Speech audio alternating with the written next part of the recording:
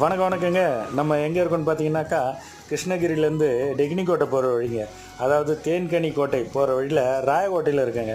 இங்கே பாருங்களேன், திருவிழா கோலமாக ஒரே ஒளி விளக்காக இருக்குது பாருங்கள். இது எதுக்குன்னு பார்த்தீங்கன்னாக்கா, செடி வளர்க்குறதுக்கு தாங்க. அதாவது சாமந்தி செடி வளர்க்குறதுக்கு. இங்கே பார்த்தீங்கன்னாக்கா சாமந்தி செடி நடவு பண்ணியிருக்காங்க.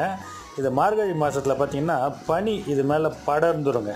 இது மேலே படர்ந்துருச்சுன்னா அதனோட துளிர் விடுறது பாதிப்பு ஏற்படும். அதாவது செடியோட வளர்ச்சிக்கு பாதிப்பு ஏற்படும்.